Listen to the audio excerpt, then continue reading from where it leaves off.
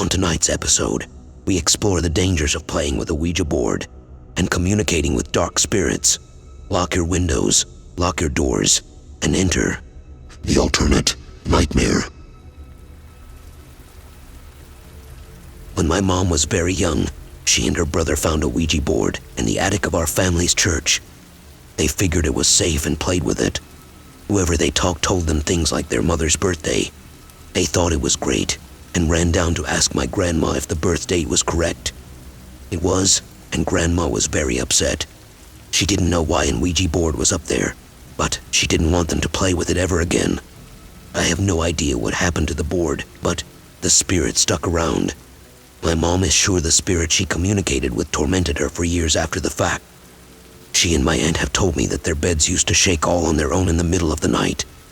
It was never really interested in my aunt, though, and it was always after my mom. Years later, she still had shaken the presence. It didn't stop her from getting engaged and having me. She once told me that while she was pregnant, my dad would stop breathing in his sleep. She would lay awake for hours and pray that he would keep breathing. Once I was born, she said the same thing would happen to me. I would be breathing, and the next minute, I wouldn't be. She endured a lot of sleepless nights, worried that I would stop breathing entirely and wouldn't wake up. I would have no idea if she had brought up this fear with her doctor. What I do know is that she and my dad split up not long after I was born. My mom and I moved into an apartment just a couple of blocks from the hospital I was born in. We stayed there for a few years, long enough for me to remember a couple of details about the place.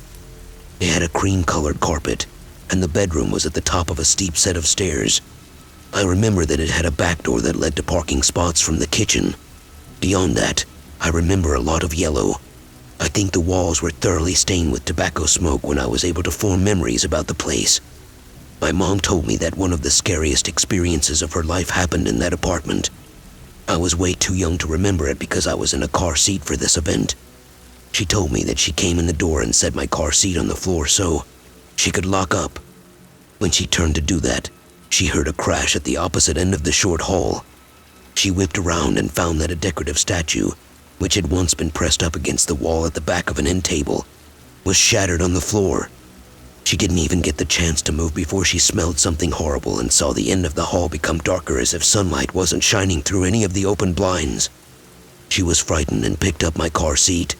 The jostling movement made me scream my baby lungs out, and over it, she heard something heavy running her way. She said that whatever it was must have been enormous, and she ran out the door with me. It took her an hour of driving around and a friend to escort her in before she would go back into the apartment again. When they got back, it was gone. The statue was still shattered on the floor, and her friend surmised that she must have knocked it over. But there was still a light ring of dust near the back center of the table where the statue was meant to be. She threw away the pieces, and she's always been a little sad about it. It was part of a set of 3 statues. My grandma had one, my aunt had one, and my mom had one. All 3 have since broken. I have had my encounters with this thing. I've heard something chase me down hallways when no one else was home. I've seen it tons of times, watching my mother while she's asleep. But it's only come to bother me when my depression was terrible. If I felt like I wanted to die, it was right there. I would be distraught and weeping because I was really, genuinely considering ending my own life. Then all of a sudden, there would be darkness near me. I'd go from horribly upset to terrified in an instant. At the same time, my suicidal thoughts seemed to be amplified. I quickly learned to tell it to go away. It would leave if I were forceful enough, but the depression lingered. That thing wasn't the source, but it seemed to enjoy that I was suffering. Recently, I got on medication to manage my serotonin levels, and I went to a counselor. As a result, I am working on my depression, and I've felt more like myself than in years. It's made me feel more substantial, and when I decide to do something bold, I'm much more apt to go for it now. Spiritually, I've dropped a lot of my guards. I'm stronger than I was, and I don't need to hide. I don't want to be afraid when I know there is a force in me to be reckoned with. For the first couple of months, I was having a lot of experiences, as I used to before my depression got so bad that I couldn't see past living maybe one more day. They weren't important things. I would see a person that was only there for a blink. I would feel someone walk by when no one was around. At work, I often feel like someone is touching my hair when no one is close enough to touch me. Then, I started having vivid dreams again, and I just felt more like myself. It's been lovely, mainly because my lows no longer have me contemplating harming myself. I'm not cured, by the way. I still think about dying, but it's not as crushing as the feeling used to be. The thought is there for a minute or two, and then the focus changes. It is leaps and bounds better than the way I've been living since the end of middle school. Though, if you're going through something similar, please get help. There is a much better way to live, and it might take time to get there, but it is so worth it. It gets so much better. I mentioned that I'm better now for a reason, though. I've been bold, daring, and as fearless as I was as a child. I've wanted to live and experience everything, and I've been questioning everything that I can. One of the things that have always scared me, because of my mom's experiences, like Ouija boards. My friends and I have always harped on how stupid it is to use an Ouija board. You're only asking for trouble, and you're inviting in spirits that you wouldn't otherwise encounter. Why would you want something around you that wants to harm you? What's even the point? It has been my mantra for as long as I can remember, and I didn't want to be scared anymore. So, I bought an Ouija board. I told my best friend and my boyfriend that I had bought it. My best friend was upset with me, and my boyfriend told me I wasn't allowed to play with it. But don't worry, and we have the kind of relationship where he says that I'm not allowed to do things but shakes his head when I do them anyway. I didn't intend to play with the board. I just wanted to keep it. I put it in my closet, and I guess I told my best friend that I wouldn't play it. She said that I promised not to play it by myself, but I honestly don't recall that. My memory has always been pretty bad, though, so I believe her. I was also told not to play it in her house and not on her street. She doesn't want an increase in activity at her place. It's bad enough as it is. The longer it was in my closet, the more I got used to it. Then, finally, I started considering where I could play it, so I wasn't playing it in my own home. I had a few ideas in mind, but I felt perfect about playing with the board one day. I got it down out of the closet and took off the plastic wrap. I said a little prayer to whatever higher spirit there was and pulled it out. I played it by myself. At first, nothing happened, so I moved the planchette in circles over the board. Finally, after the 5th time of asking if anyone was there, I felt the planchette drift towards the word yes. I asked, "Are you evil?" The planchette moved to yes. I told it goodbye and tried again. When I got another response, I asked the same question and got a no. I wondered if it was good and got a negative. When I asked, "What do you mean by you're not good or evil?" the planchette spelled out H-U-M-A-N. Satisfied with that response, I asked for a name. The planchette spelled A-B-E-L. I resisted the urge to roll my eyes.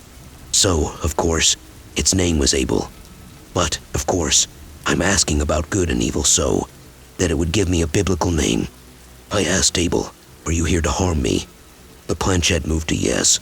I moved the planchette to goodbye. I told Abel we were done and that he had to leave. The next spirit I spoke with called itself Finder. It told me it was evil, and I told it to go away too. The final time I asked for a spirit to come forward, I got one that said it was good and evil. I figured that was the best I would get, so I went with it and asked for a name. It spelled Abaxed.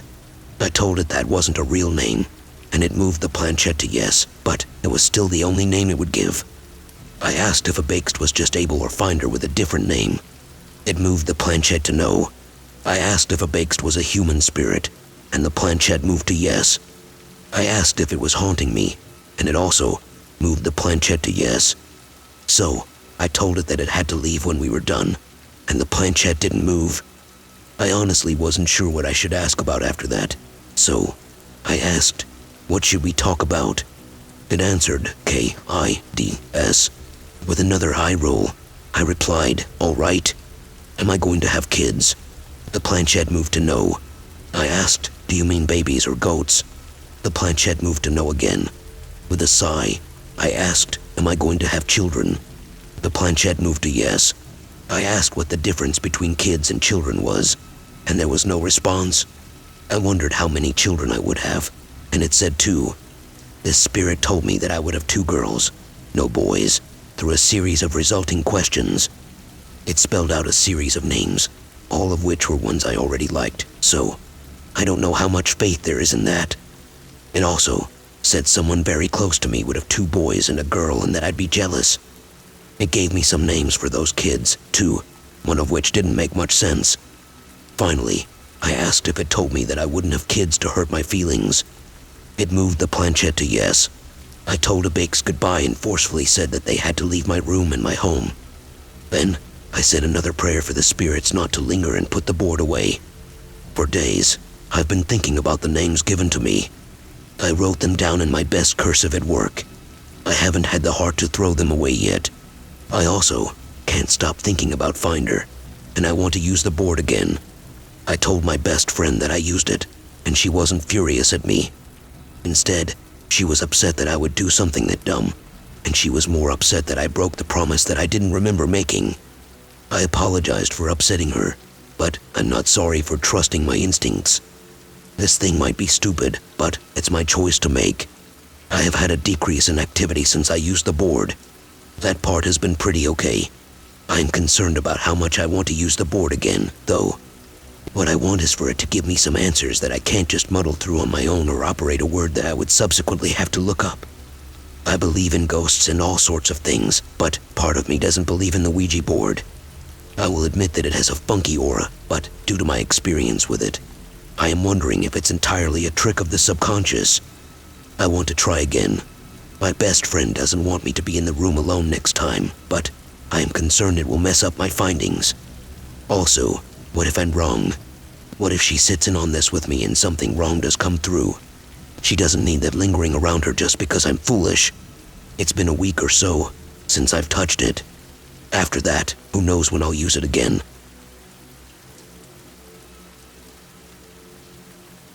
This happened back in the fall of 2017.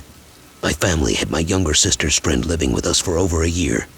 My sister's name will be named M, and her friend will be called L for this story. One evening, Elle decided to go hang out in Sylvan Lake, Alberta. She hung out with a couple of very sketchy people who M and I were not too fond of that much. So, she went out around the lake with her friends. They stopped over at the lighthouse right on the lake and decided it was wise to fuck around with an Ouija board. And they knew the rules were not to mention the name of anybody you knew or loved. Elle's friend, who I'll call Jack, had the nerve to say my sister's name aloud, while the portal was opened. Elle got pissed at Jack and said how wrong he was to express her best friend's name during their time with the Ouija board. So, they decided to close the portal after that cause he knew better. Later that same night, Em had one of her episodes of sleep paralysis, and they were a pretty regular thing to occur for her. Well, this episode, in particular, was an interesting one. She woke up, and she knew this was happening because she could not move at all. During her spell, she started to hear faint whispering in her room. She could not move or see what was going on. Then the whispering got way louder. She rolled her eyes to the other side of her room, and she saw these porcelain china dolls all around her room. She saw them, and as she looked at them, the dolls turned their heads and looked at her quickly. She then felt her hair being pulled back into a ponytail and her head started to lift. The whispering got even louder, and she felt constant breezes around her. Then, the whole thing stopped, and Em fell out of her sleep paralysis and got it together. Her head fell back into her pillow, and the whispering abruptly stopped. The following day, Em explained her episode of sleep paralysis to Elle, and then Elle explained how she played around with an Ouija board and how Jack said her name during the session. My sister lost her shit on Elle and told her to never play with an Ouija board again as long as she's living with us. Does anybody think that there was some connection between the Ouija board and her sleep paralysis episode? Because that's straight up freaky, and my sister and I just brought up this story to my parents. Let me say that Elle stopped hanging out with that group of people after that happened. Is it possible that those occurrences were related? Any information or input about that would be great. Thank you for listening to my sister's long story. Carlingford Road in North Dublin was of local ill fame when I was a kid, being notable as the scene of a murder, in the days when such a thing was still a rarity in these parts. The murder itself was, in fact, pre-war, and it says something about changes in society that such an old crime remained remarkable even up to the 1980s. Not that I'm a reactionary, Change is good and evil. As kids, we knew of the house where the murder occurred for an elaboration on the story.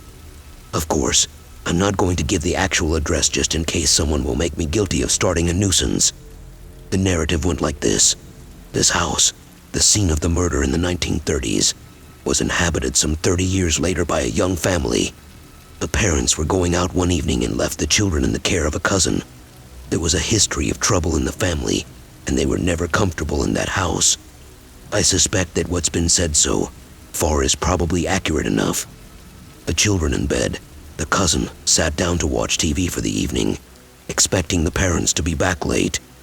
Versions of the story that were once doing the rounds had it that this young man, the cousin, had been fooling around with an Ouija board, either in the house or sometime before. When darkness had fallen, he found his attention was constantly being taken by the sound of pebbles striking one of the windows. Of course, he suspected some local children to be the source. However, when he looked out to the street, there was no one around. He checked on the kids upstairs several times, but they seemed to be sleeping. As this phenomenon kept recurring, he went out to the road in front, investigated all around the house, and held the curtains back while sitting there. Nothing appeared to be amiss. Eventually, he decided to ignore the noises and continue watching TV. It could be birds or something. Then, all hell broke loose. The sound of the strikes on the window quickly increased in intensity so that he couldn't ignore it anymore. Upstairs, he heard the kids, who so far had been oblivious to the situation, suddenly break out crying. As he was running for the stairs to go and calm them, he glanced up at the ceiling of the room where he had been sitting. He was struck down in terror. On the ceiling, as if painted there, was the hideous image of a child. Lifelike, though two-dimensional, was the form. But it was the face that frightened him the most. It was the face of a monkey. It was grinning at him with an expression of demonic glee. He fled the room and remained upstairs with the kids until the parents got home. This is the story we heard as children in the neighborhood.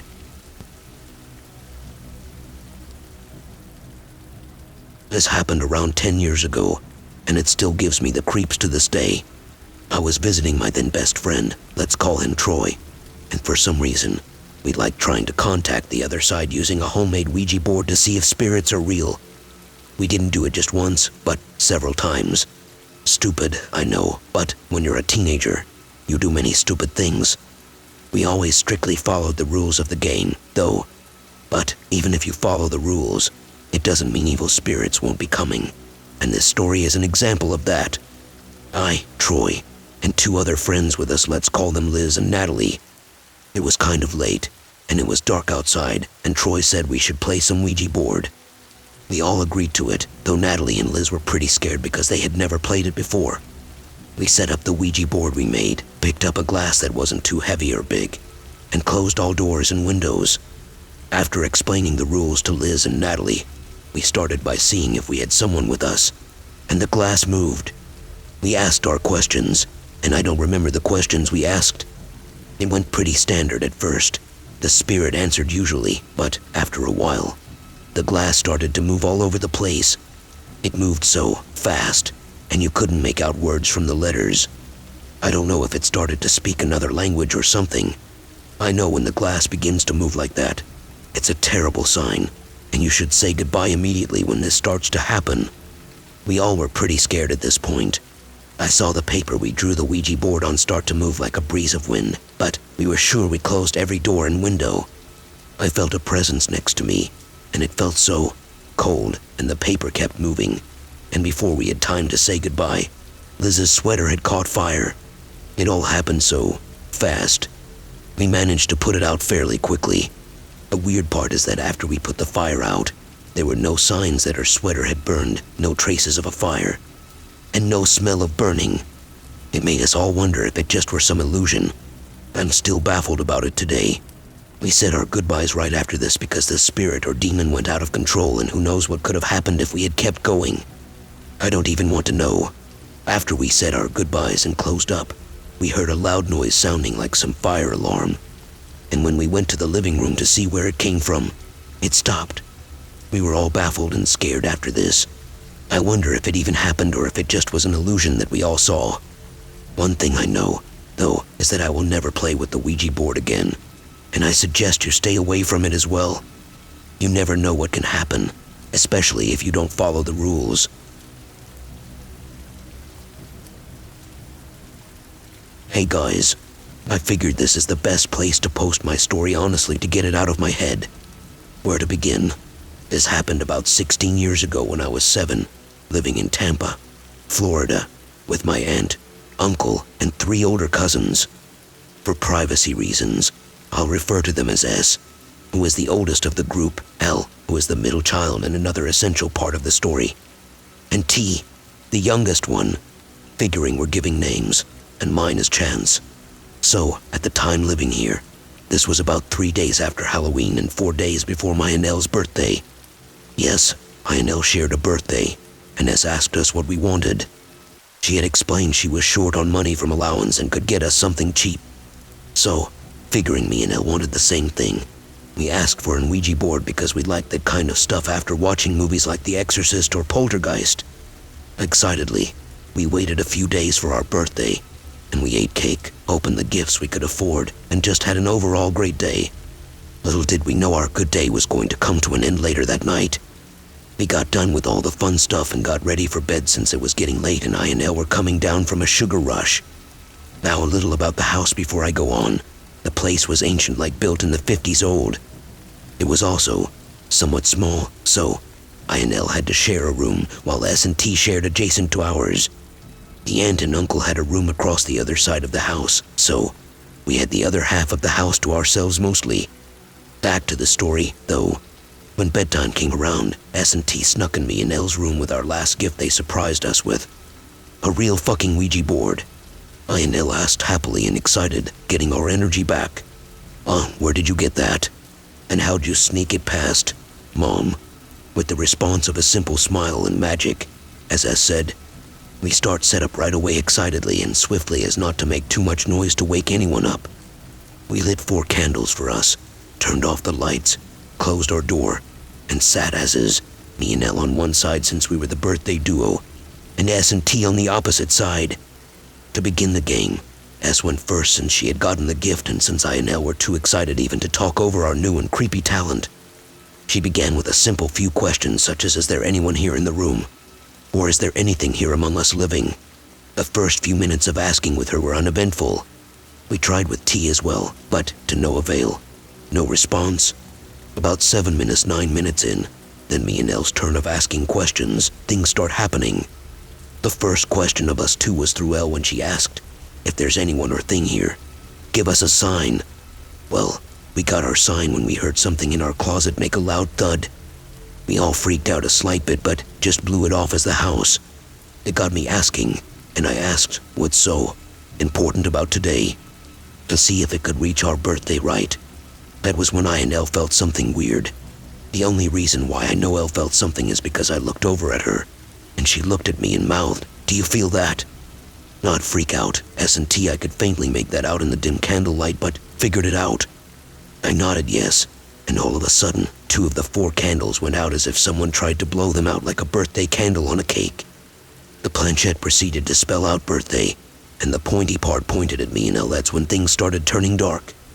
At first, we thought it was one of the other girls fucking with us and blowing the candles out, but then again, we didn't feel any air or wind from them. So, that was our first red flag. S&T tried asking more questions, which didn't work for them because they never got a response, but with me and Elle, we got all the replies. We then asked, why are I and Elle getting all the responses? The answer we got was shocking as it spelled out connection. We questioned what it meant by connection, and it started going over the numbers part of the board. It had gone over 110,795 and 110,789, which were my and Elle's birthdays. That's when we all pieced it together with connection. We all flipped out after that because we never thought it would have worked, be honest. That's the point where we all decided to agree that Elle would ask the questions. The next thing we asked was, are you a good spirit? Which was terrible in itself because it went to the no part of the board. I asked, so you're bad? Planchette goes to yes. The next question me and Elle both asked because now we're about freaking out. The next question was, do you want to hurt us? And whatever was there said, yes. After we asked that, There was a burning sensation on my legs as if it was like a small dog scratching up my legs. Elle said she felt something on her side, like something bit her. After we admitted to feeling that, we turned on the lights to notice I had scratch marks on my legs and a bite mark on Elle's side. At this point, we now flipped shit and started crying almost hysterically to the moment where it woke up my aunt and uncle. Knowing we woke them up, we hid the board as fast as possible and laid in our respective beds. They checked up on us because they knew we were crying, so we told them it was a bad dream, and we were going back to bed. When they returned to their room, S&T came back, and we played more to try to end the game. We lit our candles back up and started asking questions through tiny cries. The next question I asked was, "Where in the house are you now?" To which the thing responded, "Closet." We all looked over to the closet to notice it was open again, but I and Elle saw something hiding behind the door this time. It was what looked like a head with a long tongue and sharp teeth, but shiny and part of a long, thin, black gooey arm. It looked almost like Venom from the Spider-Man comics. I asked the thing, "What the hell do you want?" in a halfway confident tone, and the response it gave still chills me to this day. It responded not through the board, but through whatever was in the closet and said, "I want a feast." I and Elle were the only ones to see and hear what was in the cabinet, which freaked us both out to the point where we blacked out from fear. When we came to S&T were crying over us and got the adults to reach us.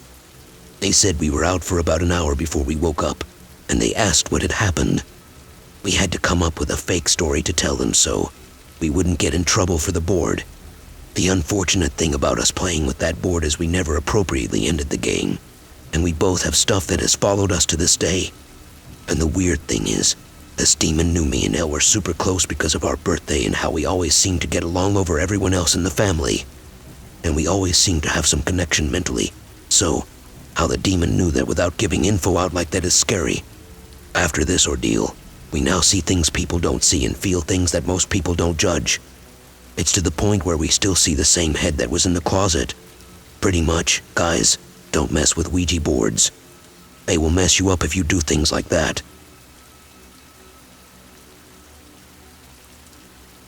This experience took place just shy of 2 years ago while living in a step-down program in Oregon. Located in a town notorious for the tweakers, I had many unsettling experiences during the 2 or so years I spent there, but I'll save those for another day. The campus consisted of 3 buildings lined the same block, the 4th building about a 5-minute walk away called HQ, and a 5th building a few blocks over in the other direction called Michael's Place. In addition, there was the boarding house, the men's living quarters, and the Sunflower House, the women's living quarters. Located between the 2 houses sat the AC. One thing to note about the AC is its history. Before it was purchased and renovated by the program's founders, it used to be a Red Cross, with a morgue in the basement. One evening, I was approached by a couple of my friends. One of them had found an Ouija board in the boarding house and wanted to see if we could get it to work. Naturally, we decided the best place to use the board would be in the AC due to its past. So, we all gather in the hallway that connects the entrance of the building to the study lab. Since it's after productive hours, most students hang out in the study lab socializing, so the environment is pretty loud and chaotic. We probably sat there for 20 to 30 minutes asking question after question, anything to make contact with a spirit. Of course, we were all disappointed when nothing happened. Being the stupid 19-year-old I was, I asked if I could borrow the Ouija board that night. The friend who had found it handed it over and didn't bat an eye. I knew you were not supposed to use an Ouija board by yourself, yet I still did. That night was one of the terrifying experiences regarding the paranormal that I have ever been through. The living space of the Sunflower House was split up into 3 apartments and a communal area connected by a locking door to the staff office. The first apartment was downstairs to your left when you first entered the house. To your right was the common area. Directly in front of you were the stairs leading to the 2nd floor. At the top of the landing, there was an apartment to your left and your right. Each apartment consisted of a bedroom that could sleep 4 people, a shared bathroom, a shared kitchen, and in 2, a shared living room. Instead of a living room space, the loft apartment on the 2nd floor had what was known as the single room. To be moved into that room, a student would build trust and prove that they were responsible enough to be placed in that room. I lived in each apartment during my stay at the program, and I was living in the single room when this experience took place. Walking in, there was a twin bed shoved against the same wall as the door. On the opposite wall, beneath 2 windows, sat a dresser. My closet was located on the far end of the room, the doorway between the bed and the dresser. The room was small and snug, with old wooden floorboards that groaned loudly underfoot. Since I knew it was dangerous to use an Ouija board on your own, I performed a couple of spells. I wrote, "I am a Wiccan." I practiced witchcraft, asking the goddess to keep me safe from spiritual attack and protect myself and those around me during my session that night. First, I smudged the board to clear it of any energies it may have absorbed, as well as my room and my person. Second, I blessed one of my crystal pendants and wore it around my neck as another safeguard.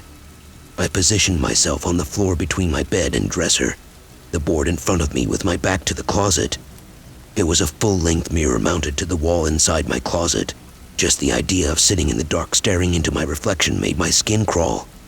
Lighting 2 candles, I placed them on either end of the board and set up a few crystals along the board's top edge. Then, placing both index fingers on the planchette, I reached out to any spirits that were willing to communicate with me, directing them towards the light of the candle flames and the sound of my voice. Finally, after a few minutes, I received an answer. I cannot remember what questions I asked that spirit. I want to assume I asked its name and any other basic questions while using an Ouija board. I remember the fear I felt and what I experienced after ending the session that night. I am fascinated with the supernatural and take an interest in the dark, twisted, and macabre. Unfortunately, I also am easily frightened. It didn't last very long before I got too freaked out and closed the session. I was polite and respectful, properly ending the session and closing the portal as I had been taught, and I did not anger the entity I came in contact with. But, for one reason or another, said entity decided it still wanted my company. I remember blowing out the candles and immediately diving under my covers. I lay on my side, facing the wall. My heart was beating rapidly. I remember the intense sensation of being watched. The air grew oppressive, almost heavy. The floorboards were creaking as if someone was pacing around my room. I shut my eyes and started to pray, clutching the crystal I wore around my neck. The footsteps moved into my closet and fell silent. After a few minutes, I began to relax, hoping that whatever I had invited into my room was gone. I started to doze off at some point, only to be jolted awake as the noises started up again. Whatever it was would walk the length of my room, slowly, deliberately. I could feel the entity looking down at me. After some time, it would make its way back to the closet. This lasted most of the night. I spent the entire night on my side, begging for the goddess to protect me and keep me safe. I was petrified. Eventually, sleep did come, whether I had passed out from fear or plain exhaustion. I am not sure. The following morning, the atmosphere of my room felt noticeably lighter. When I gave the Ouija board back to my friend, he asked if anything had happened. Unsure of what to tell him, I said I didn't want to talk about it. Over the next few days, the activity in my room decreased in intensity and then stopped altogether. I've used an Ouija board twice in my life before this, both times with groups of other people, and I don't think I am going to touch one again. Heed the warning of someone who didn't listen. Do not use the Ouija board alone.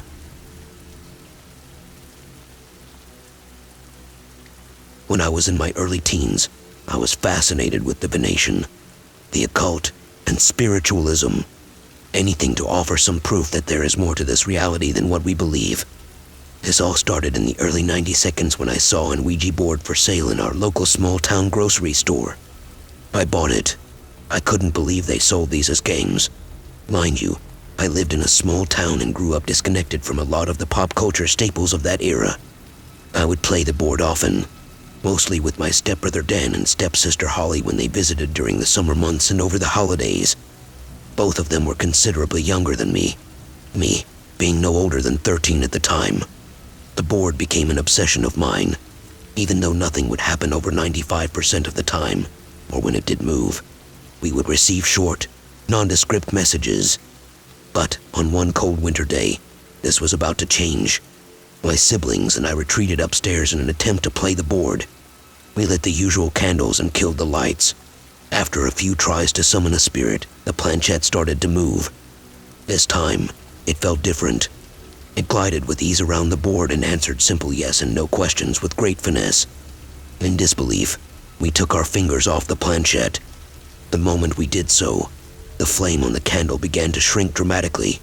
We quickly placed our fingers back on the planchette, and the love immediately came back to life. We then asked, "Where in the room are you?" The pointer spelled out K-I-T-E. We sat there confused for a moment until we realized that I had a kite mounted to the ceiling above our heads. At this moment, the kite began to flutter as if there was a slight breeze. We lived in a log cabin that did not have central air. No fans were running, so this was quite odd. We continued playing, and I decided to ask. We'd like to know our spirit guides' names. A very new age question as I look back, so I asked, "What is my guide's name?" The board spelled out A-R-T-H-U-R. Dan asked for the name of his guide, and the board lettered out B-R-E-T. Finally, Holly asked for hers, and the board replied G-A-R-E-T-H. We were all shocked with the results and discontinued playing to go downstairs and tell my mother the information we'd just received. After doing so, she replied, "I don't know. Look the names up in the dictionary." At the time, I thought this was pretty unhelpful advice, but reluctantly did. A dictionary probably isn't the best resource for looking up names, but this was before the internet. So I grabbed the dictionary off the shelf and began flipping through the pages. Searching the name, Brett came up with a few uninteresting results. Next, I looked up Arthur. Not surprisingly, King Arthur, along with maybe a few other Arthurs, was on the list. I then proceeded to look up Gareth. When I did so, my jaw hit the floor. Gareth was King Arthur's fucking nephew. I was utterly dumbfounded. I knew at this moment that the names we received probably weren't the actual names of our spirit guides. Instead, these were purposefully crafted by something with the full awareness that we could, or would look them up, draw a connection between the two. Now, before you go and assume my stepbrother and sister pushed the planchette, keep this in mind. Dan has always had a learning disability. Even today, he still has difficulty spelling and uses voice to text because of it. So I am 100% confident he couldn't have moved it. I am also 100% satisfied that neither of them at the time was well versed in the genealogy of Arthurian mythology. I have observed this from a skeptical point of view since the day it happened. This remains one of the few times the board actually moved, more or less provided us with legible, specific details. At 39, I remain convinced that what we received was not from us but from somewhere else. Something that I believe knew full well that my mother was going to tell me to look it up.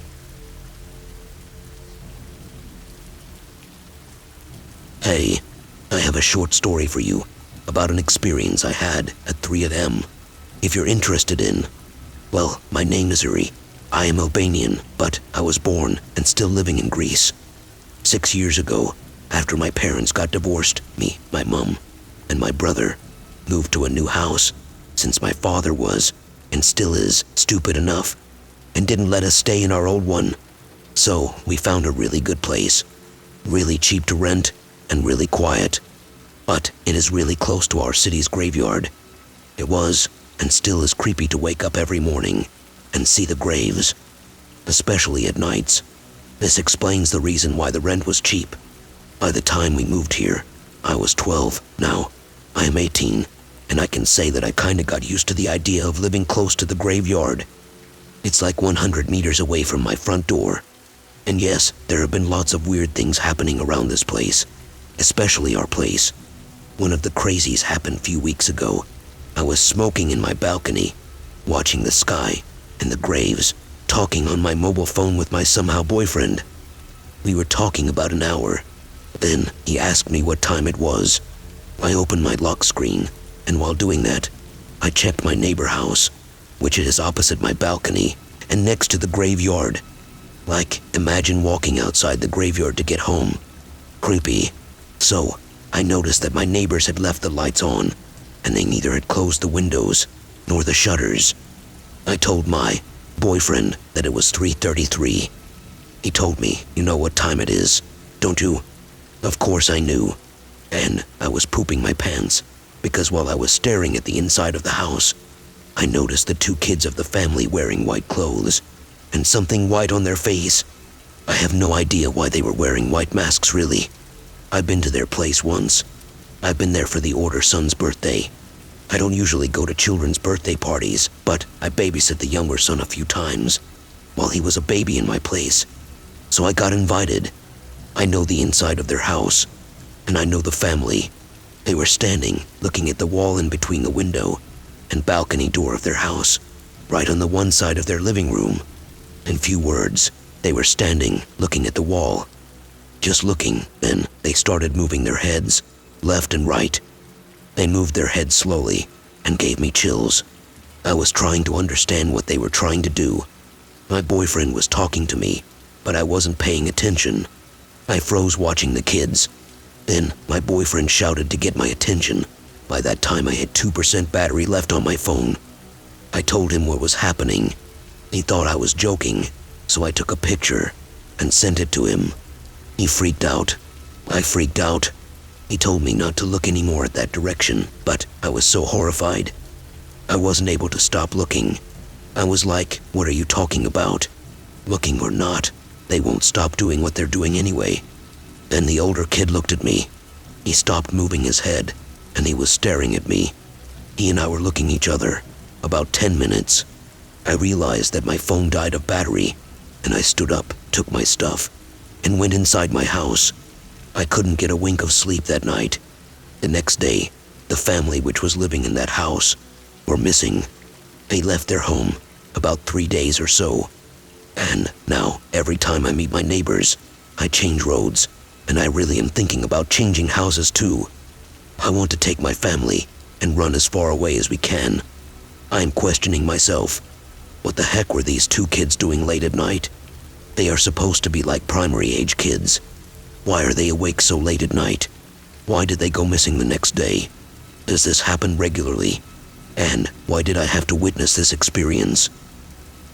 If tonight's story scared you, be sure to hit that like button, and don't forget to subscribe for more terrifying stories